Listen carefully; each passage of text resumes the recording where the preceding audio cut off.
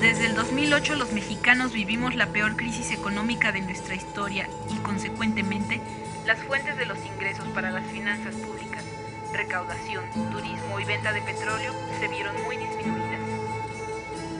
En 2009, los ingresos presupuestarios cayeron en más de 480,000 millones de pesos. Y al ser insuficientes los recursos del erario, el gobierno federal decidió hacer ajustes. Recortó el gasto, subió los impuestos y se endeudó. Todo esto lo hizo para llevar recursos a las arcas, argumentando que era un mal necesario. Dijeron que la crisis venía de fuera y que se tomarían estas medidas coyunturales, indispensables sin afectar las inversiones prioritarias. Pero la crisis no venía solo de fuera. También se debió al mal tratamiento que el gobierno hizo de ella y a su mala administración desde hace años. El Coneval sentenció que la reducción en el ingreso no solo fue producto de esa crisis, sino que también se había observado un bajo crecimiento económico y una insuficiente creación de empleos desde hacía un par de décadas.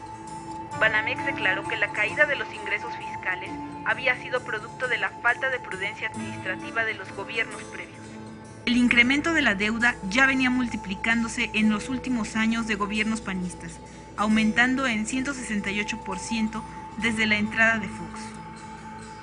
En lo que va del sexenio de Calderón, la gasolina magna ha subido 50%, el diésel 83% y la premium, usada por el sector más pudiente, 30%.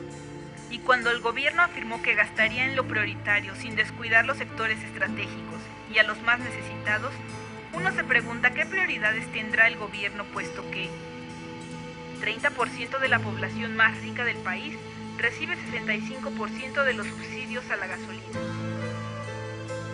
De los recortes que se hicieron, 19,000 millones de ellos fueron a la inversión en obra pública y 15,000 a subsidios, siendo los sectores más afectados educación, salud y desarrollo social.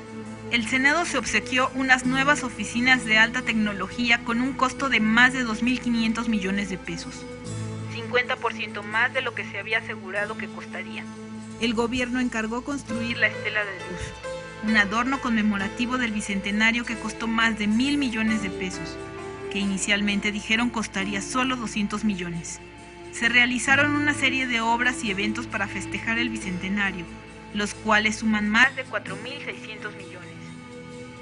Más otro conjunto de gastos en fiestas por el bicentenario, cuya cantidad Calderón se niega a revelar hasta dentro de 12 años, porque dice, es un asunto reservado de seguridad nacional.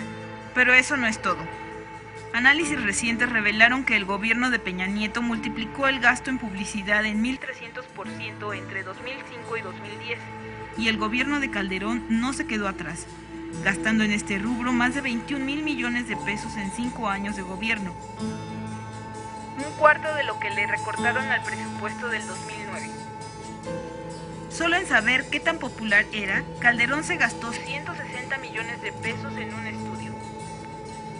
Calderón es el tercer presidente mejor pagado del orbe, solo después de los presidentes de Estados Unidos y de Francia. Y el equipo de presidencia es el segundo más grande del planeta, con más de 1,000 empleados.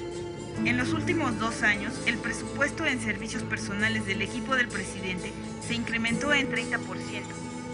De ganar un promedio de 84,000 pesos, decidieron subirse el sueldo a 120,000. Según especialistas del CIDE, el gobierno mexicano de los últimos años es un ejemplo de gasto, exceso y derroche. Contradictoriamente, en el 2009, varias secretarías de gobierno presentaban un subejercicio del presupuesto en el primer trimestre del año. Los programas de apoyo a la productividad y al empleo presentaban avances menores al 30% a la mitad del año. Diferentes subsidios, como el del Seguro Popular o el Programa de Atención a Familias, habían ejercido menos del 35% de su presupuesto asignado. ¿Es esto saber ejercer y cuidar el poder y los recursos que les confiamos? El gobierno necesita recursos para ejercer la función a que se comprometió y, efectivamente, En momentos de crisis económica, el gobierno debe implementar ahorros y economías, pero en las áreas correctas. El único ejemplo real de un ejercicio serio de austeridad lo ha vivido el Distrito Federal bajo el liderazgo de Andrés Manuel López Obrador.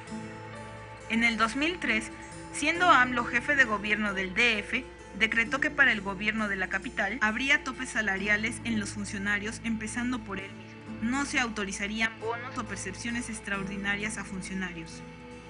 Se limitarán los gastos de representación. Quedaría eliminada la contratación de seguros de gastos médicos privados. Se limitaría la figura del secretario particular, se prohibiría la creación de la plaza de secretario privado y la cantidad de asesores debería reducirse a 5 por secretaría. Se reduciría el gasto en spots. Los autos oficiales no podrían cambiarse cada año, sino solo si tenían al menos 6 años de uso. Los viajes al extranjero quedarían reducidos a 1 por secretaría al año. Hoy es el único candidato que propone reiterada y consistentemente, como parte de su política económica, implementar medidas de austeridad como las que ejecutara en el Distrito Federal, para lograr ahorros de hasta 900,000 millones de pesos y poder dar marcha atrás a los gasolinazos, evitar el endeudamiento y, sobre todo, no gravar más a los ciudadanos.